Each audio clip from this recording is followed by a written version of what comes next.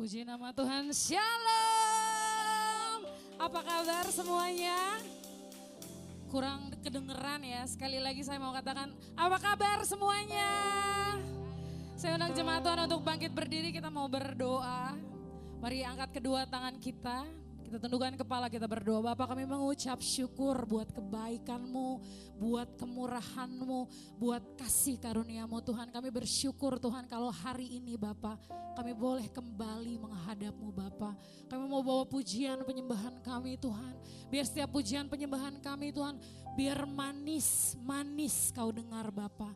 Tuhan, kami mau memulai ibadah ini, Tuhan berkati ibadah ini dari awal, pertengahan hingga pada akhirnya di dalam satu nama yang penuh kuasa.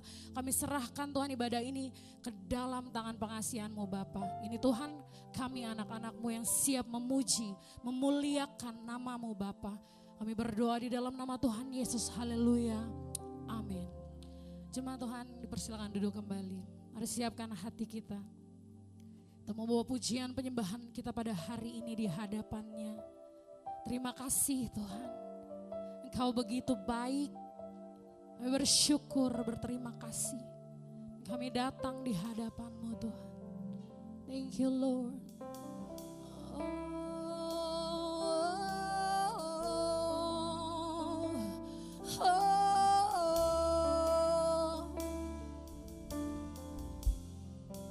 Mari sama-sama katakan, thank you Father. Mari jemaat Tuhan angkat pujian ini sama-sama katakan, Bapakku datang. Bapakku datang, menyembah-Mu, menyembah-Mu di sini. Ku percaya kan ada bagiku, ada bagiku. Oh,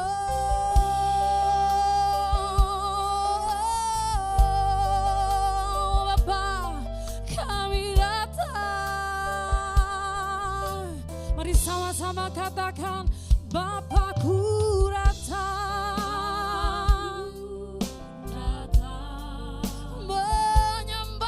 Tuhan, menyembah-Mu di sini. Ku percayakan ada bagi setiap kami, ada bagiku. Sama-sama katakan, takut, takut, takut. Sebab Kau sertaku.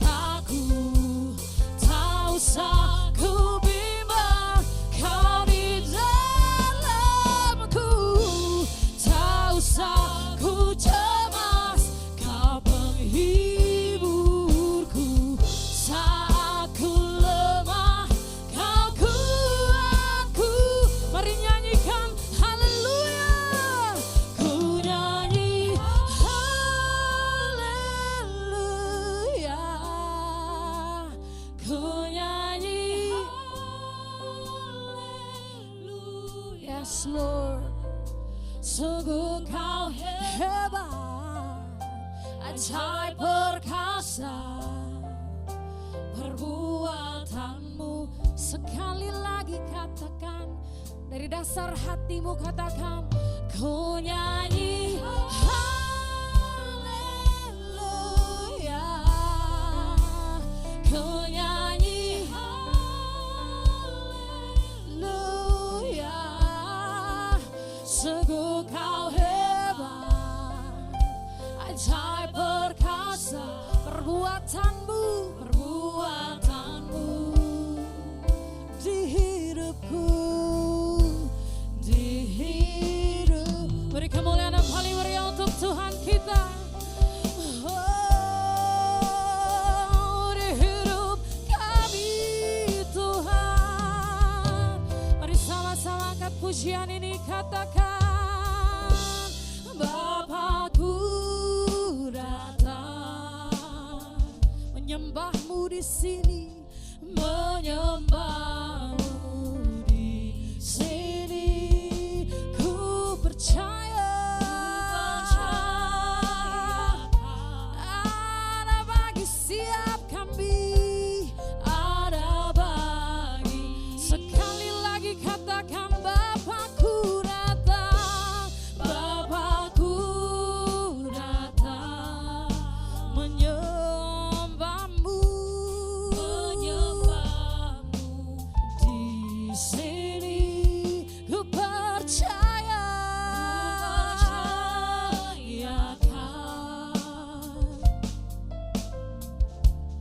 ada bagiku. Tak usah ku takut, yes, sebab kau sertaku. Tak usah ku bimbang, kau di dalamku. Tak usah ku cemas, kau penghiburku. Saat ku lemah, kau kuatku. Ku nyanyi haleluya,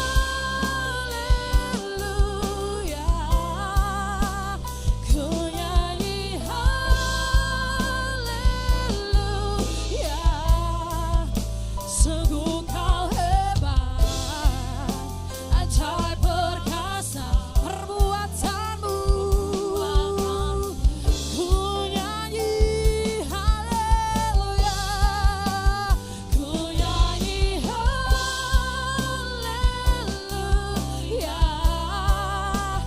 ku nyanyi haleluya. Sungguh kau hebat, ajaib perkasa perbuatanmu di hidupku. Oh, ku nyanyi haleluya, ku nyanyi haleluya. Bahkan sungguh kau hebat, ajaib perkasa perbuatanmu. Sekali lagi katakan ku nyanyi haleluya,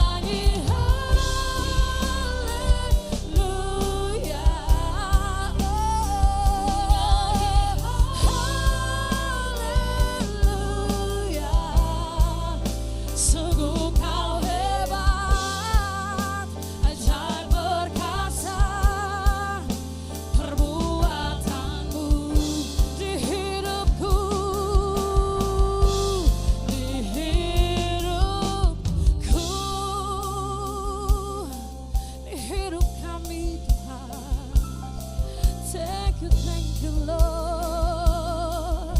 Haleluya. Kau hebat, kau dahsyat, kau perkasa Tuhanku. Oh, thank you Father. Kami bersyukur Tuhan, kau baik. Sungguh bersyukur Bapa, Kau Allah yang setia.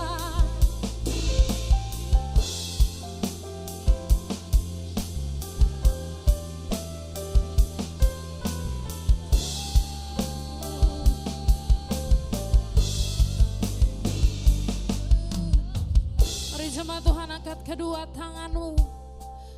Mari sama-sama angkat pujian ini, katakan tak usah ku takut, sebab kau sertaku. Tak usah ku bimbang, kau di dalamku.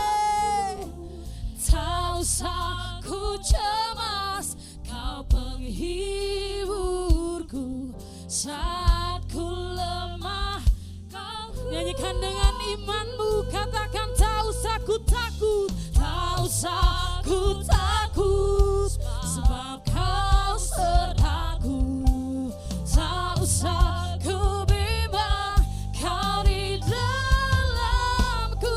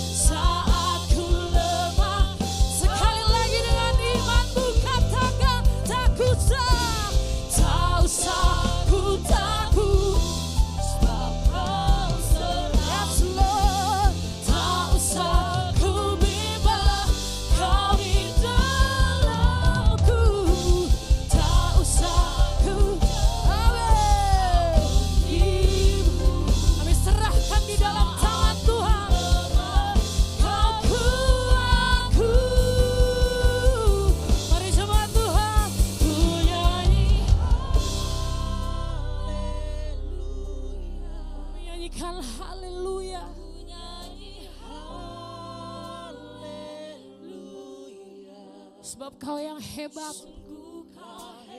Amin. Ajaib perkasa perbuatanmu. Dengan segenap hatimu katakan, di hidupku. Beri kemuliaan yang paling meriah untuk Tuhan kita. Mari sembah Dia.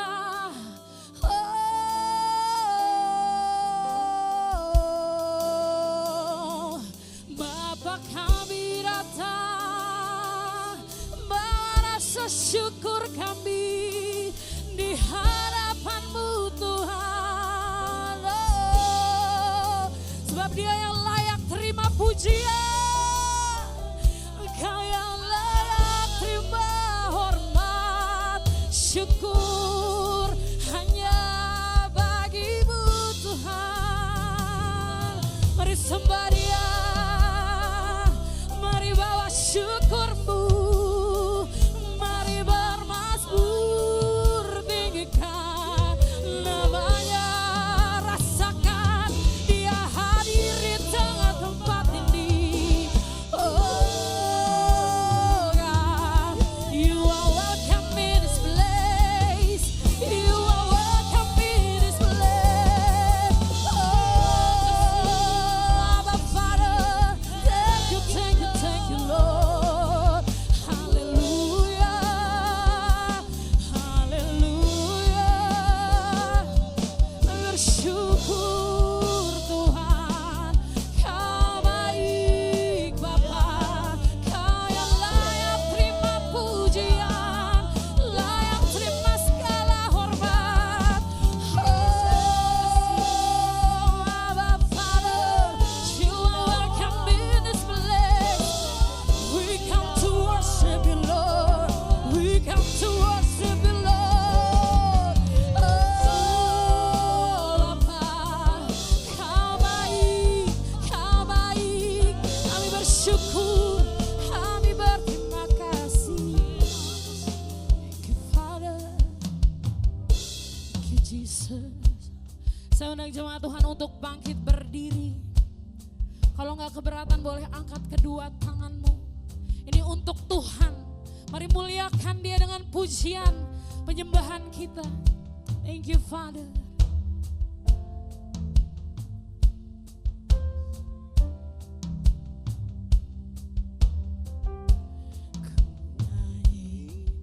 Hosana, amin.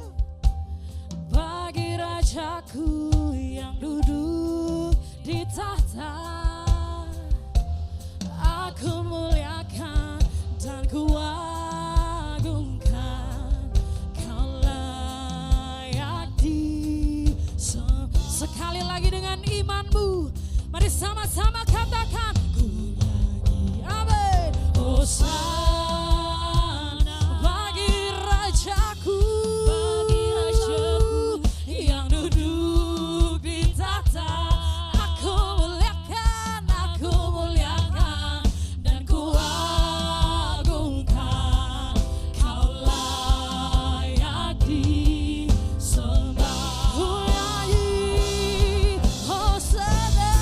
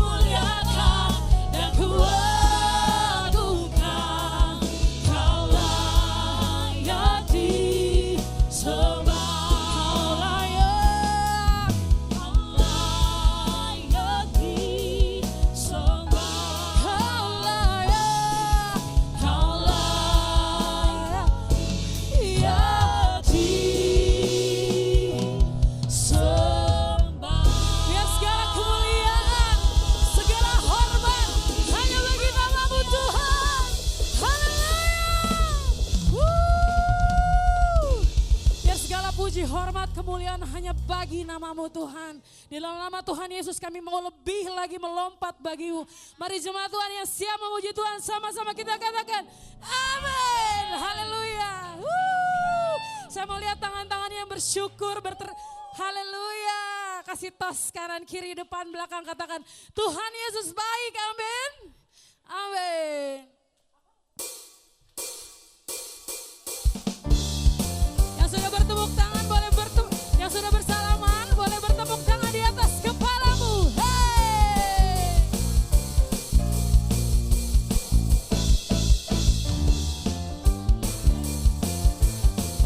Haleluya. Segala puji syukur hanya bagi-Mu Tuhan. Hey! Segala puji syukur hanya bagi-Mu Tuhan. Sebab Kau yang layak dipuja. Amin. Kami mau bersorak tinggikan nama-Mu. Katakan haleluya. Sekali lagi katakan segala puji syukur hanya bagi-Mu Tuhan. Sebab Kau yang layak dipuja. Kami mau bersorak tinggikan nama. Katakan haleluya. Mari sorakan haleluya. Hey, soraklah haleluya. Hey, soraklah haleluya. Haleluya. Soraklah haleluya. Soraklah haleluya. Soraklah haleluya. Haleluya. Amin. Bersungguh bersyukur Tuhan.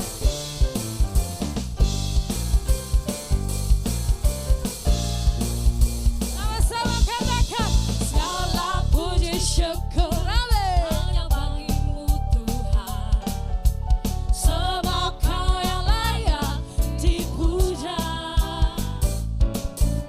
Kami mau bersorak tinggikan nama-Mu. Hey, haleluya. Soraklah haleluya.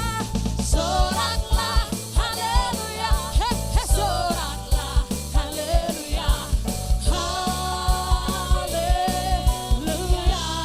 Soraklah haleluya. Soraklah haleluya.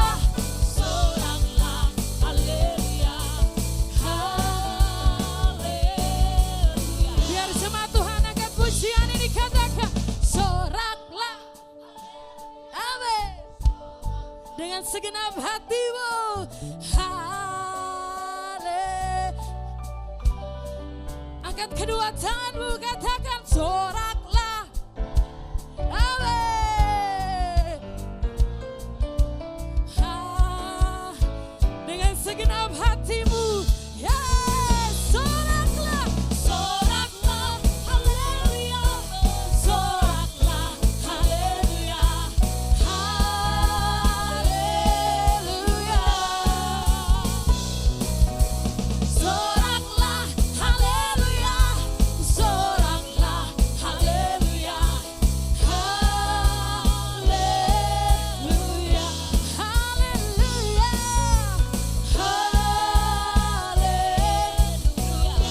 Haleluya. Haleluya. Beri kemuliaan paling meriah untuk Tuhan kita. Sekali lagi sorakan haleluya. Yang siap memuji Tuhan sekali lagi katakan haleluya.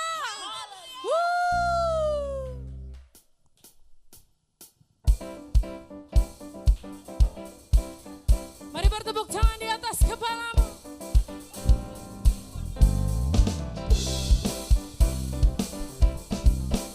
Thank you Father. Kami bersyukur Tuhan. Ku masuk ke gerbangnya dengan hati bersyukur. Lambangnya dengan pujian. Kataku hari ini harinya Tuhan.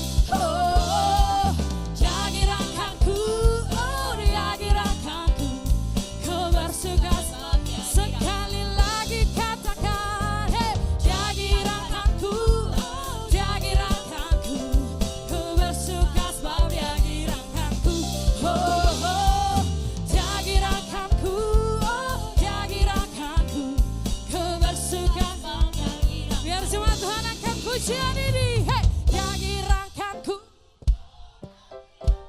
Amin. Dia gerakanku. Boleh bertepuk tangan di atas kepalamu. Dia gerakanku. Dia gerakanku. Ku bersuka sebab dia. Mari sama-sama katakan.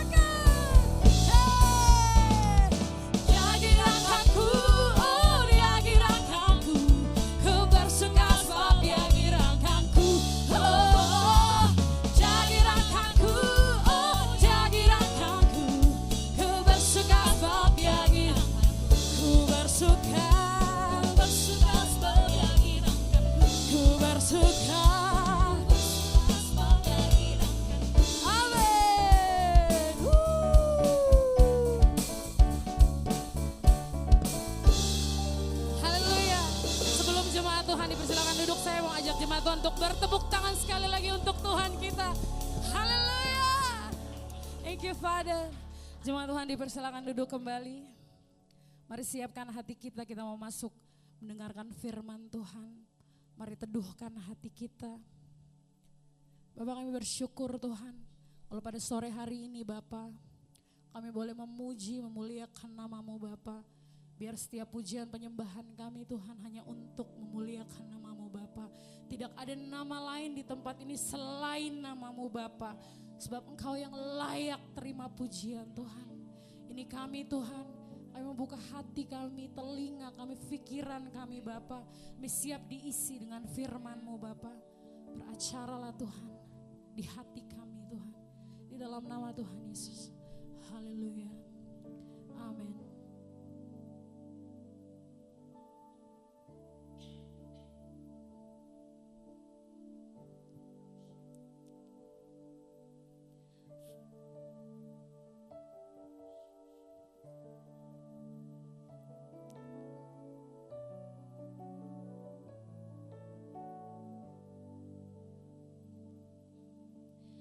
Firman-Mu berkata Kau bersertaku, maka kuat roh dan jiwaku. Tangan-Mu Tuhan selalu ku nantikan, di setiap langkahku percaya. Dengan sayap-Mu ku akan terbang tinggi di tengah badai hidup. Ku tak menyerah, Kau kekuatan dan perlindungan bagiku. Pertolongan-Mu di tempat maha tinggi, ku mengangkat tanganku, aku berserah. Kau ku nantikan, Kau yang ku sembah, Yesusku, Rajaku. Thank you Father. Mari jemaat Tuhan angkat pujian ini, katakan firman-Mu berkata Kau besertaku, maka kuat roh dan jiwaku. Amin. Tangan-Mu Tuhan selalu ku nantikan, di setiap langkahku percaya. Dengan sayap-Mu ku akan terbang tinggi di tengah badai hidup. Ku tak menyerah, Kau kekuatan dan perlindungan bagiku. Pertolongan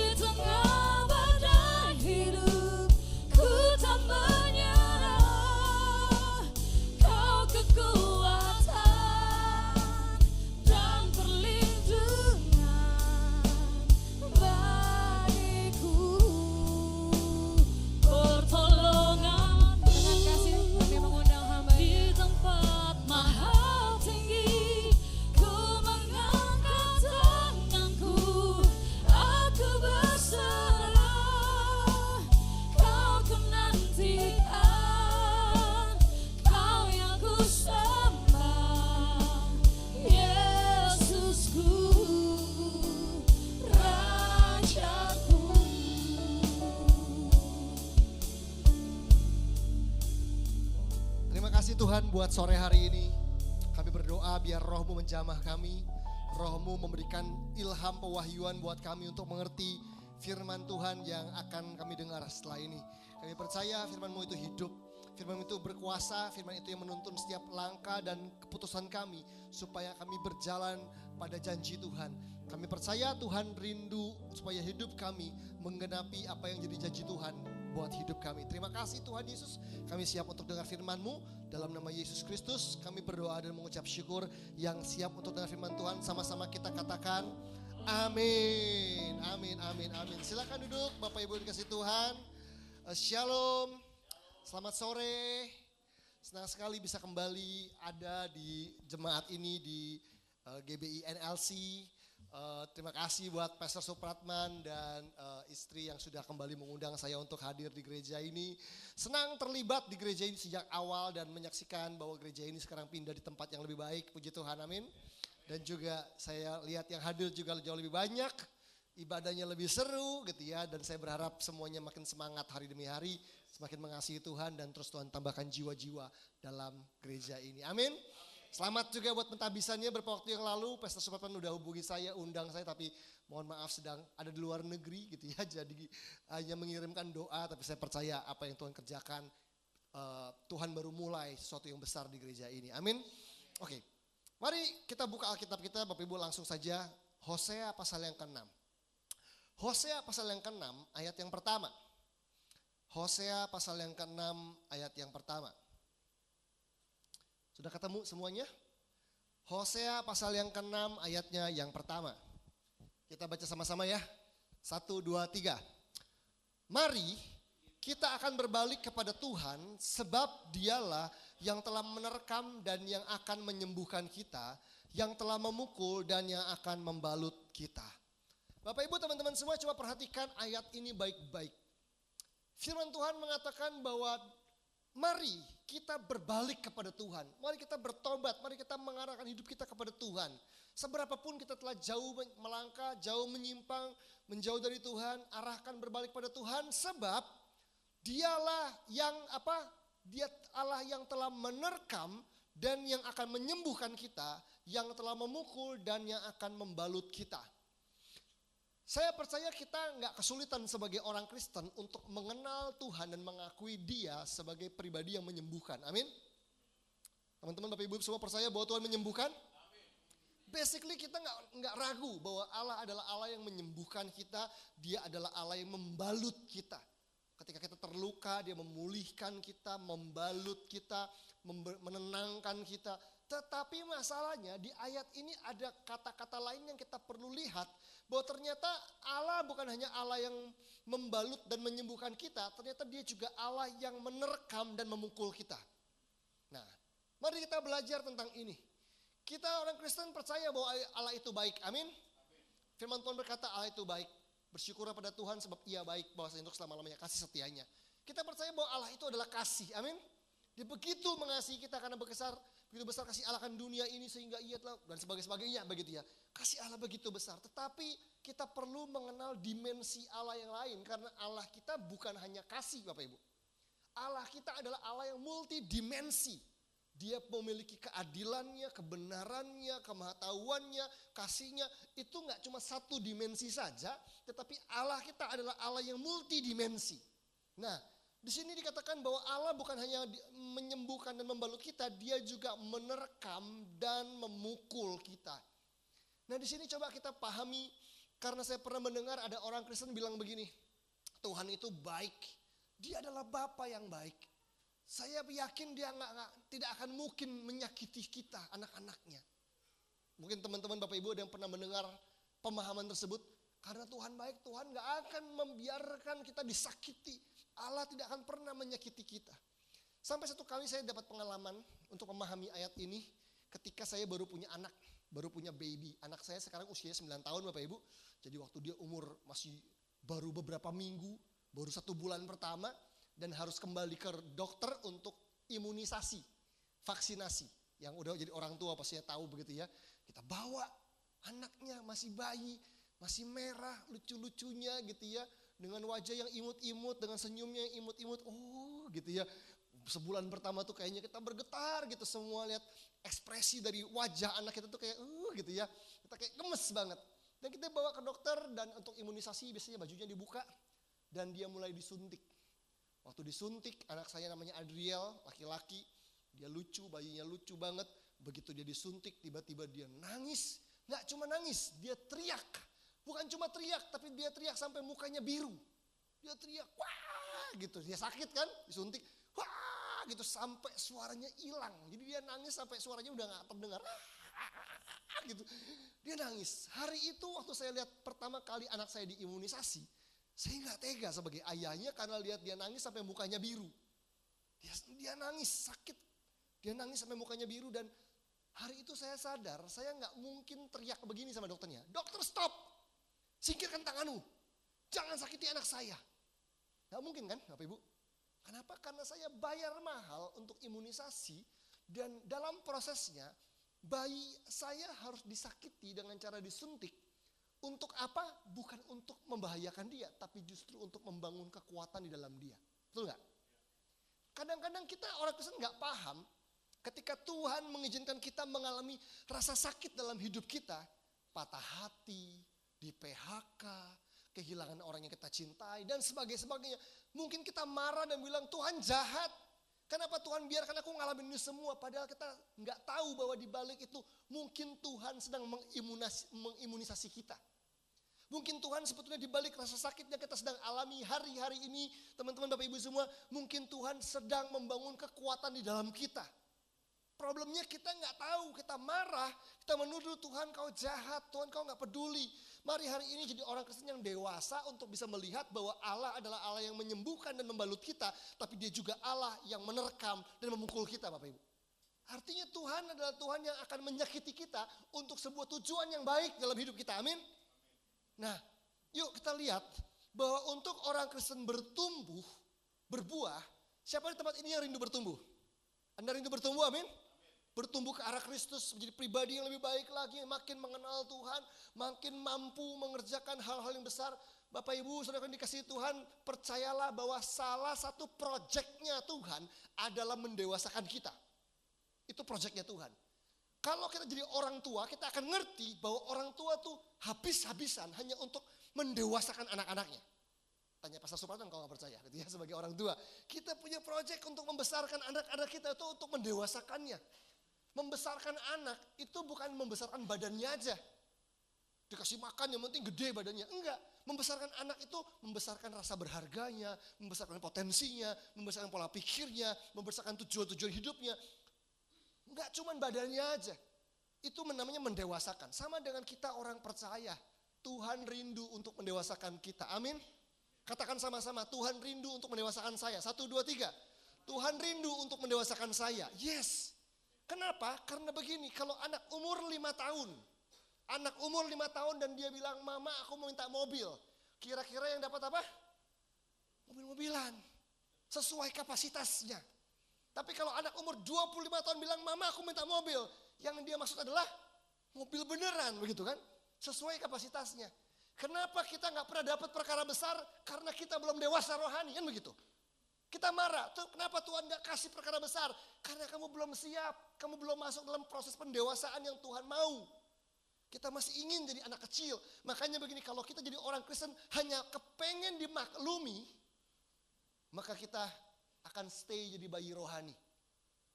Karena bayi rohani selalu minta dimaklumi. Bayi rohani akan minta terus dimaklumi. Kalau jatuh dalam dosa minta dimaklumi. Kalau masih marah-marah minta dimaklumi. Kalau masih mabuk minta dimaklumi. Itu bayi rohani. Tetapi orang yang dewasa rohani mengejar apa yang berkenan Bapak Ibu. Saya punya mertua, papa mertua saya itu sangat cool. Orangnya sangat cool, sangat resik, bersih, rapi, rambut anti badai, rumah bersih banget gitu ya. Waduh, pokoknya sangat tak tersentuh gitu ya dengan coolnya dia. Sudah usia 70 tahun lebih sekarang dan seorang hamba Tuhan, seorang man of God gitu ya. Wah, jadi kalau ngomong sama papi mertua tuh lihat orang-orang tuh kayak segan, kayak kiku karena dia orangnya sangat cool, bersih, pokoknya ya begitulah Bapak Ibu, kaku gitu ya. Sampai dia punya cucu. Nah, anak saya bukan cucu pertamanya, Tapi kakak ipar saya kakak dari istri saya itu punya anak duluan kan. Dia punya cucu perempuan namanya Jocelyn waktu itu, waktu masih bayi. Digendong, kita liburan bareng-bareng ke Semarang di rumahnya dia. Terus gendong bayi kan, Jocelyn yang masih umurnya 6 bulan begitu. Digendong-gendong sama opanya. Opanya yang cool, yang resik, yang jaim begitu. Tiba-tiba opanya keluar dari kamar dengan baju basah. Dan dia bilang gini, opa dipipisin Jocelyn. Tapi wajahnya senyum. Opa dipipisin, diompolin Jocelyn, bajunya basah gitu. Senyum. Kenapa? Karena yang pipisin cucunya umur 6 bulan, lucu. Tapi kalau cucunya sekarang umur 16 tahun dan masih pipisin opanya, itu udah gak lucu Bapak Ibu, bener gak? Bener gak? Ada orang tua bilang begini, anak saya pastor gitu ya, umur 1 tahun, umur 1,5 tahun gitu ya, masih kecil, pipisin bantal papanya di kamar. Ya udahlah namanya juga anak-anak, karena anaknya umur 1,5 tahun. Kalau anaknya omanya dihilangin, umur 15 tahun dia pipisin di bantal papanya, kita kamehameha dia. Bener gak? Kita resenggan dia sekalian. Karena kamu bukan usianya untuk dimaklumi lagi. Tapi lucunya orang Kristen yang merasa udah pelayanan dan dewasa ini kepengennya dimaklumin. Bayi kan? Makanya Tuhan gak pernah kita kasih kita perkara besar. Selalu dapetnya mobil-mobilan. Problemnya bukan di Tuhan, di kita kan? Bener gak? Tuhan bisa kasih apa aja, kitanya gak pernah siap untuk terima apa aja. Nah, karena itu kita perlu mengizinkan diri kita masuk pada rasa sakit. Hari ini saya ingin bicara tentang 4 macam rasa sakit yang harus ada dalam hidup orang Kristen, orang percaya. Gak enak hari ini temanya ya, tapi gak apa-apa. Karena rasa sakit diperlukan untuk membantu kita bertumbuh, berbuah, berdampak, dan dipercaya Tuhan perkara yang besar. Amin. Yang pertama, mari kita bahas rasa sakit yang pertama. Ada 4, yang pertama adalah kita memerlukan yang namanya pain of discipline. Rasa sakit dari disiplin. Bapak Ibu yang dikasihi Tuhan, coba perhatikan bahwa di mana-mana yang namanya pertumbuhan dan kemajuan selalu memerlukan disiplin. Betul nggak? Coba lihat apapun, negara yang maju adalah negara yang nerapin disiplin dalam negaranya. Perusahaan yang maju adalah perusahaan yang orang yang kerja di dalamnya nggak ada yang nggak disiplin. Semua hamba Tuhan yang maju, semua pemimpin yang maju, orang yang maju dalam karirnya adalah orang yang nerapin disiplin. Jadi pertumbuhan dan kemajuan selalu perlu disiplin. Tapi orang yang menolak disiplin adalah orang yang menolak pertumbuhan dan kemajuan dalam hidupnya. Nah, kalau kita ingin bertumbuh, kita perlu yang namanya pain of discipline. Kalau kita terlibat dalam komunitas, katakan komsel. Biasanya di gereja itu ada komunitas-komunitas kecil, ada komsel begitu ya. Ada orang yang datang ke komsel hanya untuk nyaman, hanya untuk sayang-sayangan, hanya untuk diperhatikan. It's good, tentunya ada kasih Tuhan di situ, ada perhatian di situ, ada segala hal yang baik di situ. Tetapi di dalam komunitas kita nggak akan bertumbuh kalau kita tidak mau menanggung yang namanya pain of discipline. Orang-orang hebat, pemusik paling hebat, itu punya disiplin lebih daripada orang pada umumnya, betul nggak? Atlet yang hebat, kenapa mereka jadi juara dunia? Karena mereka merasakan ketika orang lain main dan pacaran, dia punya pain of discipline lebih daripada yang lain. Karena itu pain of discipline menghasilkan pertumbuhan, menghasilkan keunggulan. Karena pain of discipline kita nggak bisa bertumbuh dalam komunitas, nggak bisa bertumbuh dalam gereja, karena kita datang tiap minggu dengar firman, benar nggak? Dengar khotbah bagus di NLC, kita catat. Kalau kita pulang tidak disiplin menghidupi apa yang kita dengar, kita nggak jadi apa-apa. Nggak akan bertumbuh apa-apa. Kita perlu memicu diri kita disiplin dan itu ada yang namanya pain, rasa sakit. So, apa itu disiplin? What is discipline dalam pengertiannya? Disiplin adalah ketika kita memutuskan untuk melakukan apa yang tidak ingin kita lakukan, tapi harus kita lakukan supaya kita meraih apa yang Allah sediakan. Saya ulangi teman-teman Bapak Ibu semua. Disiplin ketika Anda dan saya melakukan apa yang sebetulnya Anda gak pengen lakukan. Gue gak pengen buat ini, gue gak pengen lakukan ini. Tetapi harus Anda lakukan supaya Anda meraih, supaya Anda menerima apa yang Tuhan sediakan. Amin. Tuhan sudah siapkan banyak hal. Tapi kalau kita tidak mau melakukan sesuatu, gak akan ada kita nggak bisa meraihnya. Mengampuni itu perlu disiplin, betul nggak? Kita nggak bisa membiarkan hidup diatur perasaan. Kalau kita hidup diatur perasaan nggak jadi apa-apa hidup ini. Ngampunin nggak mau, taat nggak mau, nginjil nggak mau, memberi nggak mau, pelayanan nggak mau, ya nggak jadi apa-apa. Kayak anak kecil, sekolah nggak mau, belajar nggak mau, makan nggak mau, meninggal. Selesai, benar nggak? Tapi orang Kristen hari ini, kita tahu bahwa kita akan bilang sama anak-anak kita, waktu saya punya anak, Adriel kadang-kadang nggak mau tidur, nggak mau makan, nggak mau belajar. Tapi kita ajar bahwa meskipun kamu lagi nggak mau makan, ini jamnya makan, kalau nggak mau sakit. Kita perlu terapkan disiplin demi kebaikan dia. Dia nggak mau belajar, kita paksa dia belajar, karena belajar akan menolong dia untuk jadi pribadi yang baik di kemudian hari. Dia nggak mau berdoa, kadang-kadang saya ajar dia, yuk berdoa, disiplin. Pain of discipline akan selalu menghasilkan kemajuan dan pertumbuhan buat kita. Itu sebabnya kalaupun Anda ada di sebuah gereja, di bawah sebuah komunitas, di sebuah perusahaan yang mengajar Anda disiplin, bersyukurlah teman-teman Bapak Ibu semua. Karena Anda sedang diajak untuk maju dan berkembang. Orang Israel punya pergumulan, salah satunya adalah kemalasan. Coba lihat Yosua 18. Yosua 18 ayat yang ketiga, kita akan menemukan satu bagian, satu momen ketika bangsa Israel, umat pilihan Allah itu sudah masuk the promised land, tanah perjanjian. Nah, Yosua 18 ayat yang ketiga itu bilang begini. Yosua 18 ayat yang ketiga. Sebab itu berkatalah Yosua kepada orang Israel, berapa lama lagi kamu bermalas-malas sehingga tidak pergi menduduki negeri yang telah diberikan kepadamu oleh Tuhan Allah nenek moyangmu. Tuhan mengeluarkan Israel dari Mesir, amin. Dari negeri perbudakan. Dibawa keluar ke padang gurun. Tapi ingat, padang gurun bukan tujuannya Tuhan. Tujuan Allah adalah the promised land, tanah perjanjian. Tapi begitu mereka masuk, Yosua bilang, hei berapa lama lagi kamu bermalas-malasan. Kita sedang hidup di tengah-tengah generasi yang sudah dekat dengan penggenapan janji Tuhan, tapi bermalas-malasan seperti orang Israel. Tapi orang Kristen suka marah kalau dibilang malas. Buktinya saya sibuk. Pastor nggak tahu tiap hari saya ngapain aja. Saya sibuk. Orang malas atau enggak, itu bukan hanya dari sibuknya, saudara-saudara. Ada banyak orang sibuk tapi nggak efektif. Itu sama kayak orang naik odong-odong. Tahu odong-odong? Itu di kampung-kampung di Jakarta tuh banyak. Ada abang-abang, mereka sepeda, itu bawa apa sih, kayak kendaraan anak-anak gitu. Yang bayar 2.000 atau 5.000, mereka naik di situ. Terus digenjot sama abangnya, terus goyang-goyang gitu kan, ada lagunya kan.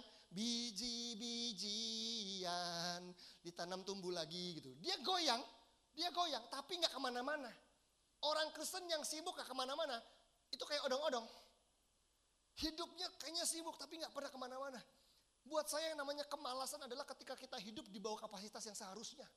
Hidup di bawah kapasitas itu namanya malas. Tapi hidup yang sesuai dengan kapasitas kita, itu yang Tuhan mau. That's why Yosua tegur umat Israel, kamu sudah masuk ke tanah perjanjian, berapa lama lagi kamu bermalas-malasan untuk tidak menduduki negeri yang Tuhan sudah berikan buat kamu. Tuhan sudah kasih tanah ini buat kamu dengan segala anugerahnya, tapi kamu gak mau meraihnya karena malas. Sama kayak orang Kristen, minta kerjaan, minta penghasilan lebih baik, tapi gak mau kerja dengan baik, dengan disiplin, dengan keras dan sebagainya. Kita kalah dengan orang yang tidak mengenal Tuhan. Kita punya Tuhan yang besar, tapi attitude kita kurang, disiplin kita kurang, kerja keras kita kurang. Karena itu kita perlu disiplin. Disiplin bisa datang dari mana saja. Disiplin bisa datang dari diri sendiri. Dari diri sendiri, kita punya kesadaran, kita bangun self-disiplin. Disiplin bisa datang dari Tuhan. Tuhan mendisiplin kita. Dan juga bisa datang dari orang lain, dari mentor kita, dari leader kita, dari atasan kita. Tapi intinya bangun disiplin dalam hidup kita Bapak Ibu. Jangan hidup semau gue. Kalau kita hidup sebagai orang Kristen semau gue, berkatnya semau gue juga. Kalau kita pelayanan semau gue, impactnya juga semau gue. Gak jelas Bapak Ibu. Tapi saya percaya kita yang melayani harus melayani Tuhan dengan disiplin. Amin. Nah, coba lihat ayat ini 2 Timotius 1 ayat 7. 2 Timotius 1 ayat 7. Ini ayat bagus banget. 2 Timotius 1 ayat yang ke-7. 2 Timotius 1 ayat yang ke-7 firman Tuhan bilang begini. Ini ayat favorit saya, salah satu yang favorit banget nih. 2 Timotius 1 ayatnya yang ke-7. Udah ketemu semua? Bapak Ibu teman-teman semua ya? Kita baca ya sama-sama ya. 2 Timotius 1 ayat yang ke-7. Sebab Allah memberikan kepada kita bukan roh ketakutan, melainkan apa? Roh yang membangkitkan kekuatan kasih dan ketertiban. Tuhan bilang dalam firman-Nya bahwa Tuhan gak pernah kasih kita roh ketakutan. Tuhan gak datangin ketakutan dalam hidup kita untuk membelenggu, memperbudak kita, membuat kita gak maksimal. Tuhan gak kasih itu. Tetapi yang Tuhan berikan adalah roh yang membangkitkan kekuatan, kasih, dan ketertiban. Dalam bahasa Inggrisnya keren banget kalau teman-teman Bapak Ibu nanti baca terjemahan NIV, NLT dan sebagainya. Dikatakan Tuhan memberikan kepada kita roh yang membangkitkan power, love, and self-discipline.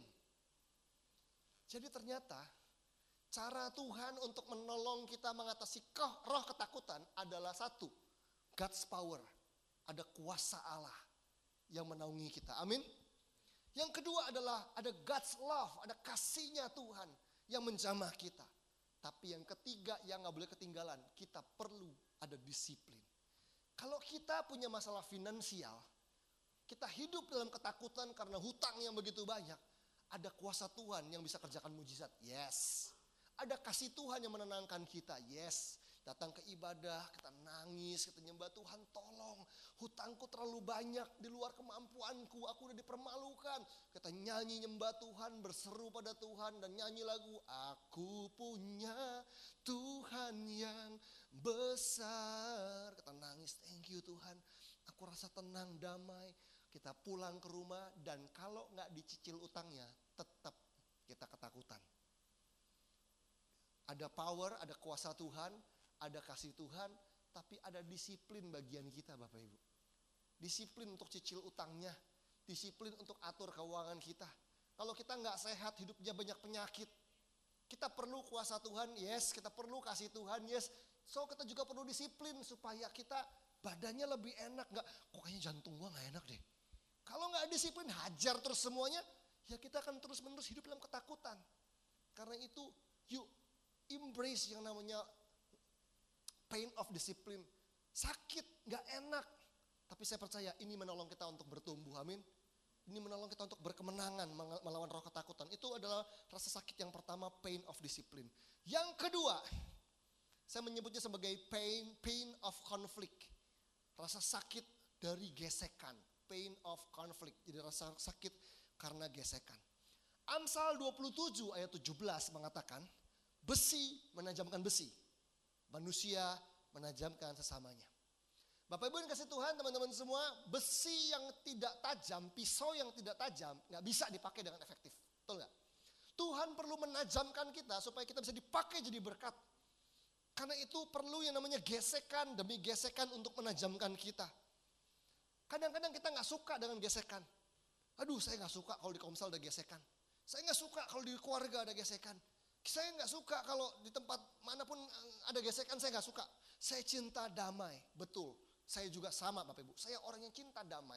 Tetapi sebagai orang yang hidup di dunia ini, gak mungkin kita hidup tanpa konflik. Konflik adalah bagian dari perjalanan iman kita. Kita akan selalu ketemu dengan gesekan demi gesekan dimanapun Tuhan tempatkan kita. Ya di kantor, di keluarga, di tetangga dan sebagainya. Itu pasti terjadi. Kecuali Anda tinggal di goa sendirian. Itu pun ngalamin gesekan juga dari nyamuk, mungkin dari semut dan sebagainya. Tapi intinya waktu kita hidup, siaplah terima gesekan untuk membentuk kita, untuk mengubahkan kita, untuk memperbaiki karakter kita. Konflik datang karena kita punya perbedaan dengan orang lain. Selama manusia punya keinginan yang berbeda-beda, akan selalu ada konflik. Tapi saya percaya jangan lari dari konflik, amin. Hadapi konflik dengan kedewasaan. Hadapi konflik dengan bijaksana. Tapi yang paling penting adalah ketika Anda mengalami rasa sakit karena konflik, pastikan Anda mau berubah. Pastikan kita cari tahu apa yang Tuhan incer di hati kita. Apa yang dia mau bentuk di dalam kita. Apa yang dia mau ubah dalam kehidupan kita. Karena itu setiap gesekan itu tujuannya itu. Boleh saya tahu siapa di sini yang masih single? Yang masih jomblo, single ada? Kayaknya ada, yang aku cuma satu kayaknya nih. Yang masih single ada? Oke gini, yang belum menikah, artinya pacaran gitu ya, it's okay. Yang belum menikah, angkat tangan. Nah, oke. Buat teman-teman yang belum menikah, percayalah bahwa pernikahan itu isinya gesekan. Benar gak? Jadi kalau aku gak suka gesekan, gak bisa, pernikahan itu isinya gesekan. Anak muda zaman sekarang itu mikirnya begini, ih asik nikah, asik kawin. Kenapa? Karena ada malam pertama. Lu mikirnya cuma malam pertama doang. Lu gak tahu di pernikahan tuh ada malam kedua, malam ketiga, malam ke-5.000, 10.000 yang harus dipertahankan. Itu isinya gesekan. Pernikahan itu gak cuma soal seks doang. Ada bayar listrik, bayar air, bayar telepon. Anak sakit, bener gak? Itu real pernikahan tuh ya kayak begitu. Jadi kalau mau masuk dalam pernikahan perlu ada kelas premarital counseling yang temanya gesekan. Itu aja. Siap menghadapi gesekan, digesek sama pasangan, digesek sama ipar, digesek sama mertua. Tujuannya apa? Supaya hidup gue gak tenang. Bukan, supaya kamu seperti Kristus.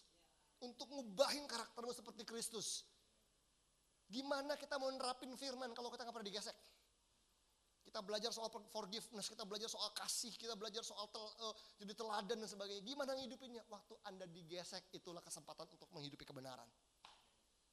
Pastikan gesekan yang terjadi dalam hidup Anda membuat Anda semakin dewasa. Amin. Respon menentukan, karena itu menentukan. Jadi kalau Anda sedang digesek, coba ubah pola pikir kita. Kadang-kadang kita kalau digesek coba marah dan gak terima. Ini kurang ajar ya, gitu kan. Kita coba marah sama orang itu. Tapi saya ingat sebuah cerita yang menolong saya untuk bisa merespon dengan baik ketika ngalamin gesekan. Ada sebuah cerita lucu menurut saya. Max Lucado, seorang pendeta namanya Max Lucado, penulis terkenal. Satu kali cerita, dia itu punya anjing kecil. Saya bukan penggemar anjing, saya gak ngerti itu anjing apa, tapi anjingnya kecil dan lucu. Nah karena dia mau pergi pelayanan bersama dengan istrinya ke luar negeri dan gak ada yang jaga hari itu di rumah, dia bawalah anjing ini ke tempat penitipan anjing. Dititipin, bayar kan begitu. Dia pergi sekian minggu, 2 minggu, 3 minggu, dia balik untuk menjemput anjing kecil yang lucu. Waktu dijemput, anjingnya babak belur. Luka-luka, bekas digigit, apa gitu ya, pipinya, hidungnya, kupingnya mau copot. Kaget dong. Max Lucado bilang, ini anjing kan kemarin lucu. Kenapa babak belur begini, kayak habis dianiaya siapa gitu. Terus orangnya minta maaf, dia bilang, Pak maaf nih anjing dianiaya sama anjing yang gede. Dia lihat, ya ampun Tuhan Yesus, ini anjing benar-benar gede dan ini yang menyiksa anjing gue. Langsung ini, untung Max Lucado orang Amerika, kalau dia orang Batak lain ceritanya Bapak Ibu. Dimasak itu anjing yang lebih gede itu kan. Kurang ajar anjing gue nasibnya kayak begini gitu. Gitu. Tapi untung dia orang Amerika, dia cuma lihat wah gitu kan. Dia marah, dia bilang gimana sih kalian gak jaga dengan baik. Udah marah-marah begitu kan. Tahu ada jawaban dari pemilik penitipan anjing? Dia bilang, Pak kami minta maaf ya. Ini anjing saya, ini anjing kami. Kami minta maaf ya, kami belum selesai melatihnya. Kadang-kadang kita disakiti sama orang Kristen, benar gak sih? Sama hamba Tuhan, sama kakak rohani, sama orang yang lebih rohani. Saya ingat kalimat ini, tenang, jangan khawatir, jangan kecewa dulu. Tuhan belum selesai mendidiknya. Kasih kesempatan buat Tuhan untuk mendidik dia. Kasih kesempatan untuk Tuhan memproses dia. Walaupun itu pun tergantung dia juga, karena belum tentu dia mau juga. Tapi dengan cerita ini saya belajar memahami bahwa ada orang-orang yang belum diproses Tuhan. Kalau orang ini bisa nyakitin saya, jangan-jangan saya kadang-kadang jadi anjing seperti anjing itu juga. Yang sering nyakitin orang lain ketika saya belum selesai dibentuk sama Tuhan. Belum selesai karakter saya diproses sama Tuhan. Karena itu Bapak Ibu teman-teman semua, kalau kita ngalamin gesekan, refleksi diri, amin. Kita gak selalu bisa ngubah orang lain. Lu harusnya kayak gini dong, belum tentu mau dia. Tapi Anda punya kuasa untuk ngubah diri Anda sendiri. Gak usah stres, overthinking, ngubah orang lain. Banyak orang itu sia-sia begini. Orang yang nyakiti Anda malam ini tidur nyenyak. Anda gak tidur 2 minggu. Rugi siapa? That's why jawaban Tuhan adalah mengampuni. Benar gak sih? Supaya Anda bisa tidur nyenyak. Supaya Anda bisa penuh dengan damai sejahtera. Karena orang yang nyakitin Anda tidur nyenyak dan makan enak. Tapi kita yang tersakiti, overthinking gak bisa tidur dan sebagainya. Yuk, jangan jadi orang bodoh, izinkan rasa sakit ini membuat kita bertumbuh. Yaitu ada yang namanya pain of conflict. Yang ketiga namanya pain of correction. Rasa sakit karena ditegur, dikoreksi. Pain of correction. Coba kita lihat di Titus pasal 1. Titus pasal 1 ayat yang ke-13. Titus 1 ayat 13 Bapak Ibu. Teman-teman semua. Titus 1 ayat yang ke-13. Titus 1 ayat 13. Ini kitab aneh. Namanya Titus, bukan tikus gitu ya. Titus. Kesaksian itu benar, karena itu tegurlah mereka dengan tegas supaya mereka apa? Menjadi sehat dalam iman. Untuk kita jadi sehat dalam iman, bukan hanya perlu firman Tuhan yang untuk kita baca. Kita perlu ditegur supaya sehat dalam iman. Ya, part yang ini kita nggak suka nih. Orang Kristen ditegur nggak semuanya suka. Kita marah, tersinggung dan sebagainya. Kalau kita mau jadi dewasa, yuk belajar kurang-kurangin tersinggung. Belajar kurang tersinggung. Saya tuh suka bingung sama orang Kristen yang kalau diingetin orang tersinggung. Belum ditegur loh, baru diingetin. Bro, jangan lupa bangun kehidupan doa ya. Sister, yuk pelayanan yuk. Emangnya apa sih gue di pelayanan terus? Yuk, punya kehidupan doa yuk. Emangnya gue gak baca Alkitab ya? Orang cuma ngingetin kamu. Gak usah baper, gak usah ngamuk kayak begitu. Saya belajar untuk kalau ada orang ingetin saya siapapun dia, saya belajar langkah pertama bilang terima kasih. Kalau ada orang ingetin, Pastor Ferry, jaga kesehatan ya, jangan capek-capek ya. Terima kasih sudah diingatkan. Apa susahnya sih? Saya pernah, ini sini ada satu anak rohani saya namanya Jendri, seorang worship leader handal yang pernah menemani saya pelayanan. Tahun lalu kita pelayanan ke mana Jen? Tawangmangu ya, isi retret, anak-anak muda. Ada satu anak, itu teriak di satu ruangan itu, pulang selesai camp gitu sesi. Kak Ferry jangan lupa baca Alkitab ya. Dia teriak loh. Saya bisa mikirin loh, emangnya gue gak baca Alkitab, gue pendeta. Tapi kan gak perlu begitu Bapak Ibu. Cukup bilang thank you ya, sudah diingatkan. Apa susahnya sih? Kita perlu belajar rendah hati untuk say thank you ketika diingatkan. Amin Bapak Ibu. Orang ingetin kita jaga kesehatan, bilang thank you. Orang ingetin kita untuk baca firman, say thank you.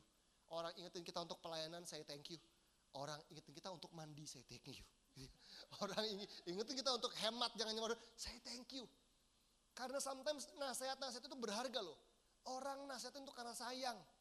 Apalagi kalau Anda bikin salah ditegur, itu artinya orang tuh care. Coba pikir, gak semua orang pengen negor orang lain. Kenapa? Gak enak. Saya tuh gak suka negor orang sebetulnya, takut jadi hubungan gak enak.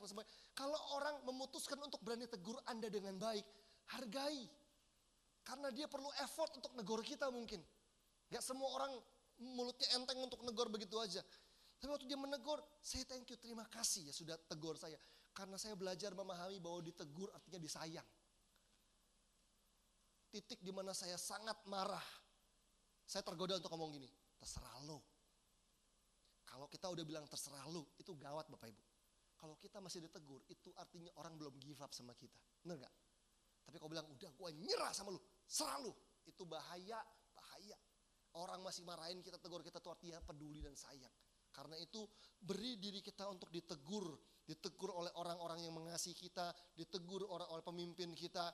Yang jelas kita tahu, kalau kita ditegur kesalahannya apa ya, kalau nggak jelas silahkan tanya Bapak Ibu. Ada komunikasi terhadap orang lain. Intinya kita perlu belajar untuk menerima teguran. Amsal 29 ayat 15, coba lihat ayat ini. Amsal 29 ayat 15, Amsal 29 ayat 15 ini ayat menarik banget. Tentang parenting sebetulnya, tentang mendidik anak, tapi saya percaya prinsipnya bisa dipakai di mana aja. Amsal 29 ayat 15 bilang begini, tongkat dan teguran apa? Yes, tongkat dan teguran itu kalau diterima dengan benar, itu akan datengin hikmat di hidup kita. Kalau mau punya hikmat, hikmat itu relate dengan solusi. Jadilah orang yang mau ditegur. Jangan jadi orang yang mau ditegur, iya udah tahu. Satu dulu bro, iya udah tahu. Kadang-kadang kita suka sebel nih, gitu ya. Ada orang Kristen yang kalau dikasih tahu, ditegur, dinasihatin, jawabannya iya udah tahu, tapi nggak dikerjain. Giliran dalam masalah, nyalain orang lain, nyalain keadaan, nyalain Tuhan, nyalain komunitas, nyalain pemimpin. Waduh, paling amsyong model begini nih. Apalagi yang hobinya nyalahin Tuhan. Kita tuh ingetin, jangan pacaran gak seiman. Iya udah tahu, bablas terus. Begitu menyesal dengan pernikahannya, bingung kan. Saya pernah ketemu sama orang yang ngomongnya begini. Moga-moga di NLC gak ada yang begini nih. Ada orang yang bilang, Ketika ada tegur nih, dinasehatin gak pernah mau dengerin, tahu-tahu kejadian, tahu-tahu ngomongnya begini, Kak, kenapa sih Tuhan bikin aku gak lulus kuliah? Lihat ya kalimatnya, kenapa Tuhan bikin aku gak lulus kuliah? Kenapa sih Tuhan bikin aku diputusin pacar aku? Kenapa sih Tuhan bikin aku di PHK? Kenapa sih Tuhan bikin pacar aku hamil? Awalnya saya dengerin aja, lama-lama saya gatal, saya jawabin. Kenapa sih Tuhan bikin aku gak lulus kuliah? Bukan Tuhan yang bikin. Lu yang gak pernah belajar, gak pernah submit tugas, gak pernah bikin paper, gak pernah bikin kalian skripsi. Jadi bukan Tuhan yang bikin. Kenapa sih Tuhan bikin aku di PHK? Bukan Tuhan yang bikin, lu yang kerjanya gak bener ngerugiin perusahaan. Kenapa sih Tuhan bikin aku diputusin pacar aku? Bukan Tuhan yang bikin, pacar lu yang waras. Dia tahu betul lu orang kagak jelas gitu, diputusin lah sebelum dia hidupnya gelap gitu ya. Yang paling ajaib adalah, Kak, kenapa sih Tuhan bikin pacar aku hamil? Bukan Tuhan, lo. Lu pikir pacar lu Bunda Maria bisa hamil sendiri? Enak aja. Ya lu yang ngelakuin. Itu gak bakal terulang lagi sejarah Natal. Udah gak pernah dinasihatin, gak bisa ditegur, gak bisa, begitu kejadian kenapa Tuhan bikin? Ajaib kan? Kita bilang teguran itu datengin hikmat. Tapi anak yang dibiarkan, anak rohani, anak orang yang dibiarkan, mempermalukan ibunya. Kita pernah dengar kalimat, dasar anak bikin malu. Gitu ya. Dasar orang bikin malu. Untuk bikin malu gak perlu dipukulin tiap hari Bapak Ibu. Cukup dibiarkan aja. Gak pernah ditegur, gak pernah dikoreksi. Hidupnya akan bikin malu. Jadi kalau di gereja ini, nah, masuk gereja ini dulu ya. Kalau nanti ke depannya ada yang ditegur, terimalah teguran dengan baik. Karena teguran membuat kita sehat dalam iman. Amin. Teguran membuat kita jadi orang yang berhikmat. Dan perlu kerendahan hati untuk bisa ditegur Bapak Ibu. Perlu kerendahan hati. Kalau pengen tahu orang itu rendah hati atau enggak, tegur dia. Kasih nasihat sama dia. Waktu saya baru menikah, saya pulang pelayanan di teman istri saya. Habis khotbah nih. Di tengah jalan, lagi ngebut di tol. Tiba-tiba istri saya, Fania, itu ngomong begini. Sayang, dari sekian banyak hamba Tuhan yang aku dengar khotbahnya, kamu salah satu yang favorit aku. Oh. Dari sekian banyak pendeta yang aku dengar khotbahnya, yang salah satu yang paling favorit itu khotbahnya kamu. Gitu. Saya mikir dia minta dibeliin apa setelah ini, muji-muji, tumben nih gitu kan. Terus dia bilang begini, betulan aku salah satu yang favorit itu adalah khotbahnya kamu. Tapi, ada tapinya nih. Tapi aku punya sedikit masukan buat kamu. Ini lagi ngebut di tol nih, pulang pelayanan. Dia keluarin kertas, kotak sebegini. Aku udah tulis masukan buat kamu. Kamu mau dibacain atau baca sendiri? Bapak Ibu, muka saya merah. Dalam hati, dia gak tahu susahnya khotbah. Dia gak pernah jadi pengkhotbah kayak saya. Tahun-tahun itu kan 2000 berapa, 12, 13. Wah, saya udah agak-agak tersinggung kan gitu. Terus saya ambil kertasnya. Sini, gue baca sendiri. Saya nyetir, dia diem, saya diem. Dalam hati saya ngedumel sama Tuhan kan. Dia gak tahu susahnya khotbah dan sebagainya dan sebagainya. Tiba-tiba Roh Kudus ngomong di hati saya. Katanya punya istri, punya penolong. Ditolong tersinggung. Waduh, bener juga. Bener, tiba-tiba saya kata, iya ya. Katanya kita khotbah nih, istri itu penolong. Ini lagi ditolong nih sama istri lu nih gitu ya. Dikasih masukan yang baik, lu tersinggung. Saya mulai pikir bener juga ya. Saya mulai pikir-pikir orang undang saya khotbah mungkin bilang, Pastor bagus khotbahnya, I'm so blessed. Tapi istri saya tuh nggak bakal jatuhin saya. Dia orang yang paling jujur untuk kasih tahu suaminya itu seperti apa pelayanannya. Dan dia hari itu kasih masukan buat saya. Akhirnya saya menepi, keluar dari tol dan kena lampu merah dan saya mulai baca masukan daripada dia dan saya akhirnya lihat dia bilang, saya bilang, sayang thank you ya. Terima kasih buat masukan kamu yang jujur ini. Saya berharap saya bisa memperbaiki diri saya dan menjadi pengkhotbah yang lebih baik setelah ini. Perlu punya kerendahan hati Bapak Ibu untuk ditegur. Saya gak terima waktu itu. Tapi saya belajar untuk saya thank you sama istri saya. Terima kasih buat tegurannya. Karena itu membantu saya untuk bertumbuh sebagai seorang pendeta dan seorang pengkhotbah. Nah, 3 rasa sakit tadi. Pain of discipline, pain of conflict, pain of correction. Udah 3 nih, satu lagi yang terakhir. Kalau kita udah ngalamin 3 rasa sakit ini, saya ingat kata-kata Rick Warren, Pastor Rick Warren dari Saddleback. Dia bilang begini, don't waste your pain. Jangan sia-siakan rasa sakit yang terjadi dalam hidupmu. Artinya begini, kalau kamu cuman sakit doang dan gak ada benefitnya, gak ada hasilnya, gak ada buahnya, gak ada perubahannya, maka sia-sia sakitnya, begitu kan? Rasa sakit ini harus mendatangkan sesuatu, sama seperti orang yang diimunisasi atau orang yang dioperasi sesar, teman-teman Bapak Ibu. Atau dioperasi apapun lah. Operasi sakit gak? Ya even itu dibius kan setelah itu sakit. Kenapa? Karena di operasi itu Anda dilukai, benar sih? Dilukai. Untuk apa? Mungkin untuk mengeluarkan kanker, tumor, miom atau apapun. Kanker dosa, tumor kesombongan, kanker egois, itu dikeluarin. Itu perlu disakiti. Perlu pain tadi untuk keluarin itu semua. Atau kalau orang hamil melahirkan, operasi sesar, dia dilukai untuk mengeluarkan kehidupan. Ya gak sih? Dari dalamnya. Don't waste your pain. Nah, karena itu ini harusnya merujuk pada pain yang keempat. Pain yang keempat adalah pain of childbirth. Pain of childbirth atau rasa sakit atau sakit bersalin. Sakit melahirkan.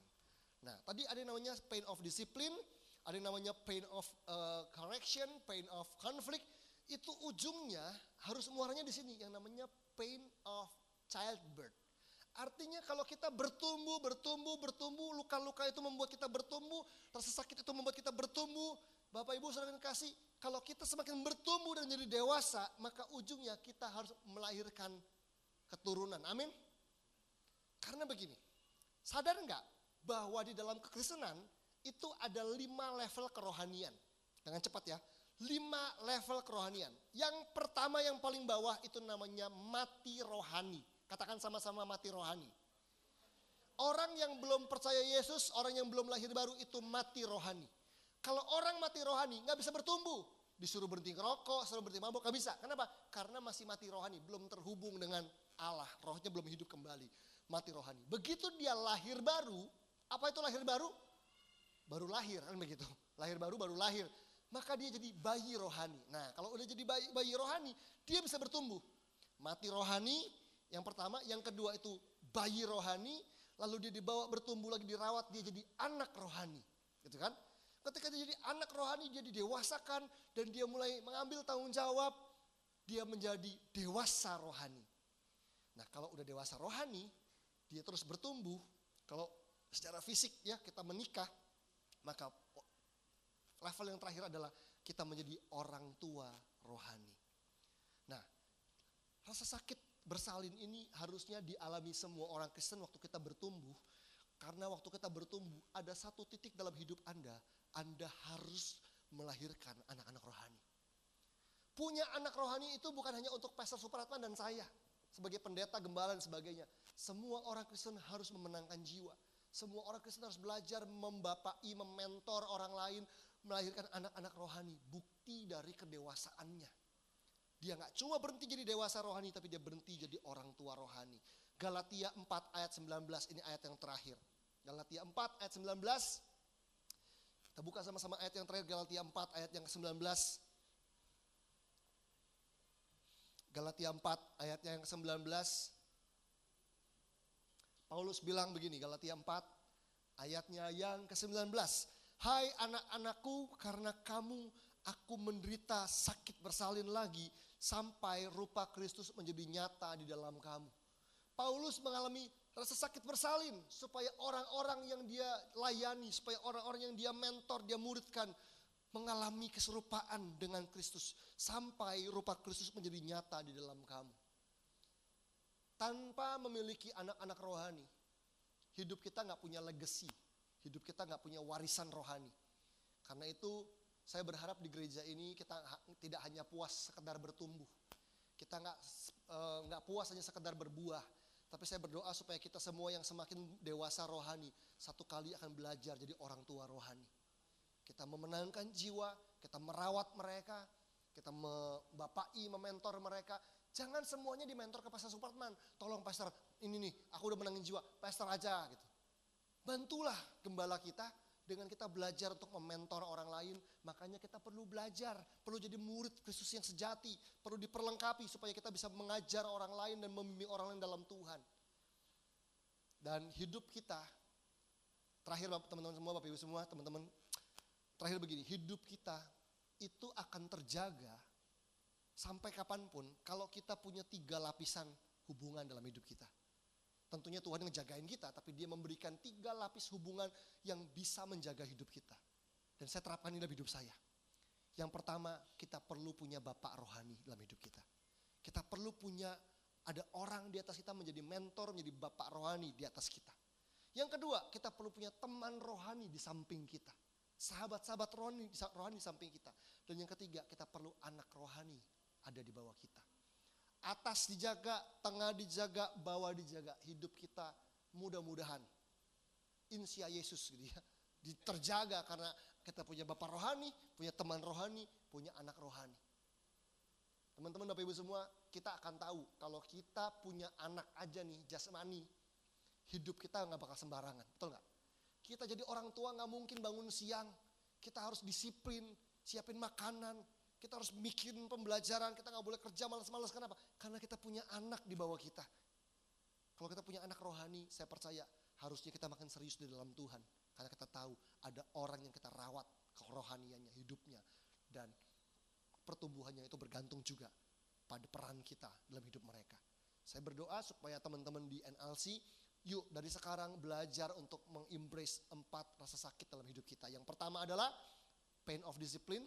Yang kedua adalah pain of conflict. Yang ketiga adalah pain of correction. Dan yang keempat adalah pain of childbirth atau rasa sakit dari bersalin. Amin. Tuhan berkati. Yuk kita semua bangkit berdiri sama-sama, kita berdoa.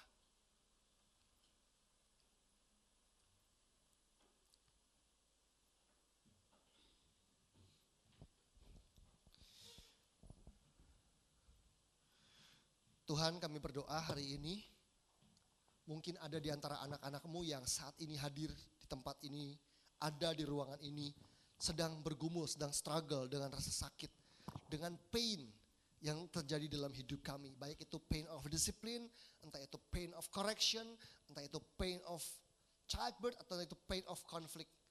Tuhan, hari ini berdoa buat kami semua, supaya kami semua boleh punya sikap yang benar, punya respon yang benar di dalam rasa sakit yang Tuhan sedang izinkan terjadi dalam hidup kami. Tuhan, kami gak mau rasa sakit ini sia-sia begitu saja dan gak jadi apa-apa. Kami mau rasa sakit ini mendewasakan kami dan membawa kami pada tujuan-tujuan Allah. Bapak Ibu teman-teman semua, siapa di antara kita yang hari ini rindu untuk punya respon yang benar ketika kita mengalami rasa sakit yang Tuhan izinkan terjadi dalam kehidupan kita. Dan kita mau rasa sakit itu mendatangkan hal yang benar, hal yang baik, hal yang mulia, hal yang sesuai dengan maksud dan tujuan Allah. Kalau kau rindu, bolehkah letakkan tangan kananmu di dadamu. Pada sore hari ini kita berdoa sama-sama. Tuhan berkati urapi anak-anakmu di tempat ini. Apapun yang Tuhan izinkan terjadi sepanjang tahun ini 2024. Setiap rasa sakit yang boleh terjadi, boleh kami sikapi dengan benar. Kami boleh berubah, bertumbuh, dan terhisap dan menangkap tujuan-tujuan Allah atas kehidupan kami. Tuhan, rencana-Mu lebih besar dari semua rasa sakit yang kami alami. Dan biar hari ini juga, siapapun yang mengalami rasa sakit dalam hatinya, Tuhan sembuhkan dalam nama Yesus.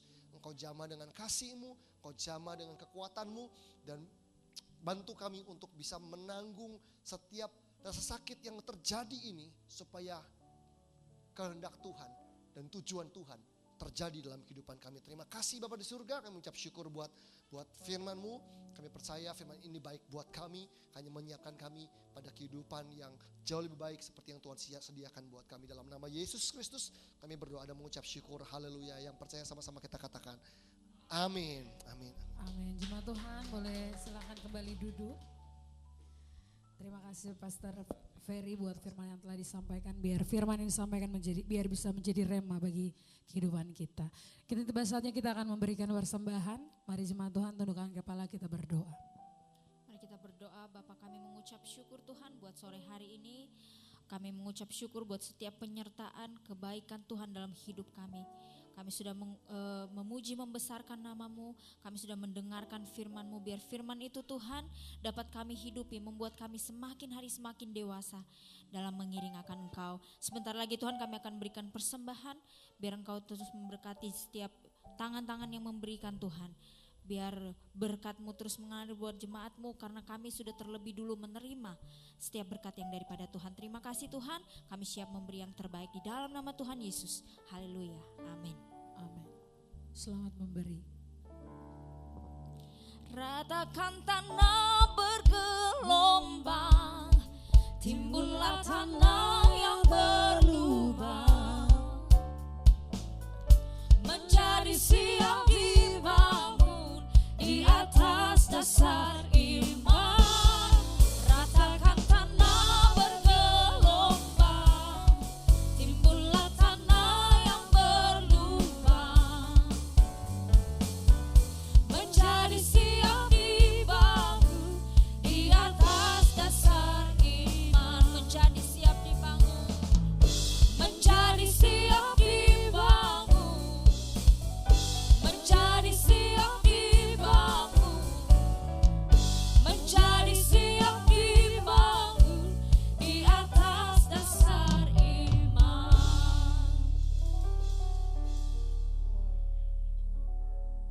Terima kasih buat persembahan daripada Bapak Ibu Saudara. Kami mengucapkan terima kasih buat Pastor Ferry yang boleh menjadi berkat buat kita. Kita berikan tepuk tangan ya bagi Tuhan. Terima kasih Pastor dan juga Bro Jendri juga ya yang ikut bersama-sama, dan kita bersyukur ya. Pastor Ferry ini adalah gembala pembina ya daripada gereja kita, dan bersyukur seperti yang sudah disampaikan juga tadi, kita sudah official ya, resmi GBI New Life Community ya. Singkatannya GBI NLC ya, puji Tuhan ya. Dan juga terima kasih buat kesetiaan juga buat teman-teman juga ya yang dari Kelapa Gading juga untuk tetap hadir bersama-sama di tempat ini di Kuningan City Mall ini juga. Dan juga terima kasih juga buat teman-teman yang terus setia juga ya join bersama-sama dengan kita dalam pelayanan. Dan juga buat yang baru pertama kali hadir di tempat ini, kalau ada boleh angkat tangannya. Kita puji Tuhan, boleh kasih salam ya buat teman kita yang baru pertama kali hadir di tempat ini. Jika belum ada tempat beribadah, kami welcome ya di sini, welcome home ya. Di sini kita jadikan tempat ini seperti rumah ya, karena kita bukan ribuan di sini ya. Kursi kita pun juga masih terbatas sekali, jadi benar-benar ini sebuah komunitas biar kita boleh menemukan keluarga Allah di tempat ini. Kemudian selanjutnya pengumuman next. Ya, minggu depan kita akan dilayani oleh Ibu Yolanda Vergina ya. Jadi di tempat ini ada ibadah pertama GBI Wow ya, jam 10.30, dan istri daripada gembala yaitu Ibu Yolanda Vergina. Jadi beliau minggu depan akan melayani kita di tempat ini. Next selanjutnya.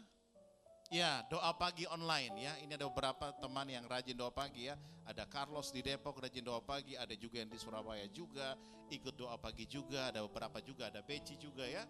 Yang di sini ada juga ya.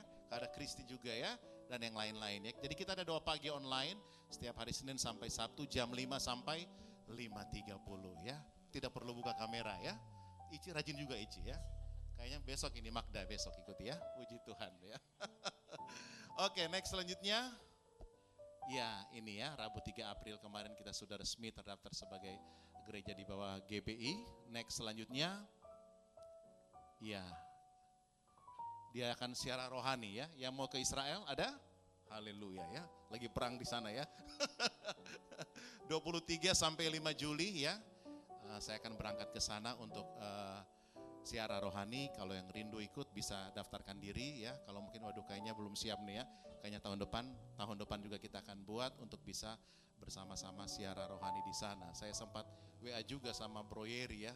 Bro, segera pulang. Tapi saya lihat dia baptis orang di sana ya. Ke tembok ratapan kemana-mana memang ya. Beberapa situs memang cukup aman juga ya. Karena memang bukan area untuk tempat konflik ya. Jadi saya pernah juga ketika situasi tidak begitu baik di sana, tapi justru agak sepi dan kita lebih cepat dan lebih bebas juga untuk bisa bersiara. Next selanjutnya, ya persembahan diakonia ucapan syukur perpuluhan dapat ditransfer ke rekening. Ini sementara dalam proses juga ya. Nanti kita akan buka di BCA di Sampurna Strategik situ untuk khususnya untuk persembahan buat GBI NLC ya, nanti ini sedang berproses, nanti kita akan ada rekening sendiri. Next selanjutnya, Ya, bagi Bapak Ibu Saudara yang rindu untuk konseling, ya untuk pelayanan bisa hubungi nomor telepon saya untuk saya datang melayani yang membutuhkan pelayanan. Next. Ya, setelah selesai kita ada launch ya di luar, kita bisa sama-sama di sana fellowship ya, kita bisa menikmati kopi dan teh juga. Dan puji Tuhan kemarin ya Claudia yang sudah pimpin kita kemarin, kita olahraga di GBK kemarin ya. Mungkin next akan diatur lagi ya, berikan tepuk tangan ya. Next akan diatur lagi ya Claudia dan Beci juga, karena di sini juga banyak pelari-pelari saya lihat ya. Bisa ikut sama-sama ya. Kita juga akan buat acara juga mungkin pergi ke Curug, kemana-mana lah gitu ya. Nanti bisa diatur ya supaya benar-benar kita ada bonding ya satu dengan yang lain. Demikian pengumuman, mari kita bangkit berdiri bersama-sama, kita akan berdoa ya. Dan setelah itu saya minta Pastor Ferry boleh berdoa buat saya dan istri ya. Dan juga melepaskan berkat juga buat jemaat di tempat ini. Bapa, terima kasih buat anugerah-Mu, terima kasih buat kebaikan-Mu ya Tuhan. Kami tahu Engkau Bapa yang baik, bahkan Engkau mendisiplinkan kami ya Tuhan. Dengan satu tujuan, supaya kami mengerti akan kehendak dan rencana-Mu. Biarlah hati yang mau diajar dan ditegur itu ada di dalam kehidupan kami. Dan kami boleh melihat ya Tuhan, atas pilihan kami hari ini akan menentukan pilihan apa kami ke depannya ya Tuhan. Saat kami relakan hati kami untuk didisiplin oleh Tuhan, untuk menjalani setiap proses yang ada. Mungkin hari ini kami mengalami sakit ya Tuhan, tapi kami percaya ya Tuhan, kami akan menuai segala yang terbaik. The best is yet to come Tuhan. Yang terbaik itu ada di depan kami, kami percaya. Terima kasih Bapak, terima kasih meteraikan firman-Mu bagi setiap kami Tuhan. Kami berdoa buat Gembala Pembina kami, Pastor Ferry Felani. Mari kita arahkan tangan kita, berkati hamba-Mu ya Tuhan. Berkati istri dan juga anak, berkati City Gate ya Tuhan. Berkati seluruh Tuhan pengembalaan beliau ya Tuhan. Tuhan terus pakai dengan luar biasa untuk boleh menjadi berkat bagi banyak orang. Kekuatan, kesehatan, hikmat Tuhan senantiasa atas hamba-Mu ya Tuhan. Terima kasih Bapak, terima kasih buat setiap jemaat yang boleh hadir hari ini, baik yang pertama kali hadir juga di tempat ini.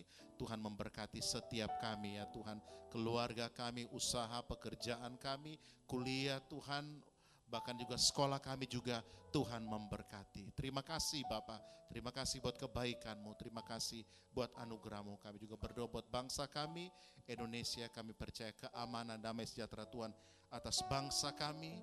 Bahkan kami berdoa buat wilayah Timur Tengah ya Tuhan, Rusia, Ukraina, semuanya, seluruh dunia sedang berkonflik. Biarlah Engkau hadir sebagai Raja Damai ya Tuhan, membawa kedamaian, perdamaian ya Tuhan atas dunia ini.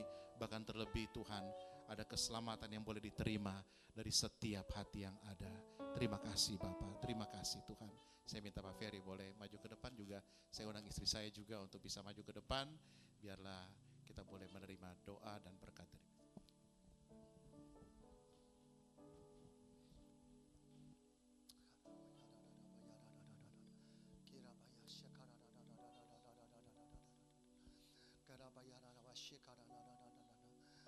Bapak, aku mau mengucap syukur buat seorang sahabat, buat Pastor Suparton Bintiri bersama dengan Kak Esther dan anak mereka. Terima kasih buat keberanian mereka untuk melangkah. Terima kasih untuk keberanian mereka untuk memulai sesuatu yang baru. Kami berdoa di dalam nama Tuhan Yesus, lepaskan berkat-berkat-Mu atas hidup mereka. Beban yang mereka pikul ini berat Tuhan. Tanggung jawab yang mereka pikul ini berat. Mereka tidak sedang main-main mendirikan gereja ini. Mereka sedang membangun generasi demi generasi. Mereka sedang menolong hidup banyak orang. Antara hidup dan mati, antara kekekalan, antara hal-hal yang genting di tengah-tengah generasi ini. Kami berdoa Tuhan, kiranya hikmat daripada Allah mengalir atas kehidupan mereka sebagai pemimpin. Hikmat yang memberikan solusi ilahi itu keluar mengalir, ada di hati mereka, ada di mulut mereka untuk memimpin orang-orang, jemaat-jemaat yang kesusahan, yang dalam pergumulan, yang dalam kebimbangan dan dalam persimpangan. Biar hikmat Allah menjadi sumber jalan keluar dalam hidup mereka. Terima kasih Tuhan, berkati hidup mereka terus sehat dan kuat di dalam Engkau, terus rukun dan ada unity di dalam Engkau Tuhan Yesus. Dari hidup mereka keluar keteladanan, parenting yang terbaik, keteladanan yang terbaik Tuhan Yesus. Leadership yang terbaik itu mengalir dari hidup mereka yang rendah hati. Terima kasih Bapak buat dedikasi dan iman mereka. Mereka sedang berjalan dalam iman. Mungkin apa yang kalian lewati jalan yang kalian lewati itu kering, seperti tanah kering, tanah yang tandus. Tapi Tuhan sedang menyiapkan sesuatu. Tuhan sedang meletakkan benih di tangan kalian.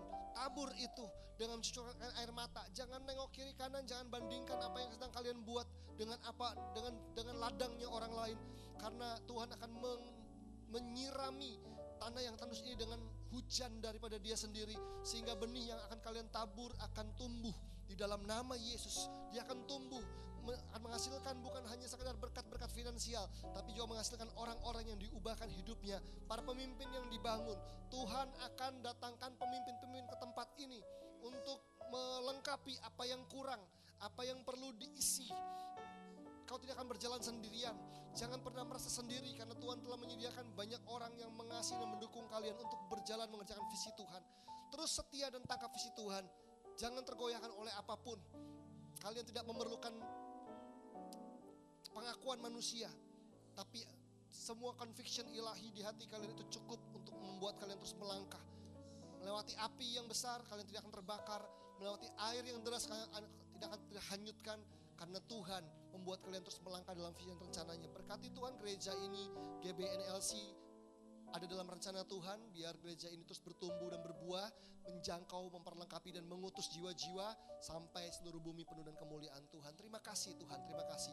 Mari jemaat Tuhan, saya ajak kita semua untuk angkat tangan kita ke depan Tuhan dan arahkan hati kita kepada Tuhan.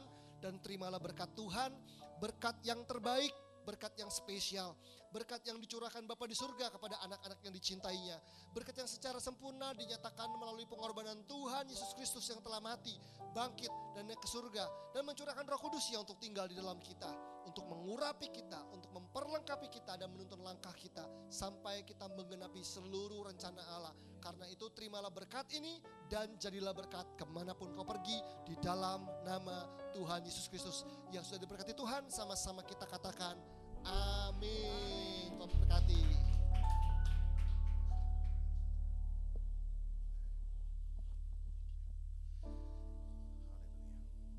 Ratakan tanah bergelombang, timbullah tanah yang berlubang, menjadi siap dibangun di atas dasar iman. Ratakan tanah bergelombang, timbullah tanah yang berlubang, menjadi siap dibangun di atas dasar iman, menjadi siap dibangun, menjadi siap dibangun, menjadi siap dibangun di atas dasar iman.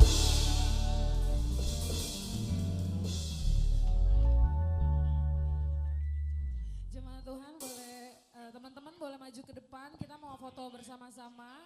Yang di luar juga boleh masuk ke dalam, kita mau foto sama-sama dulu.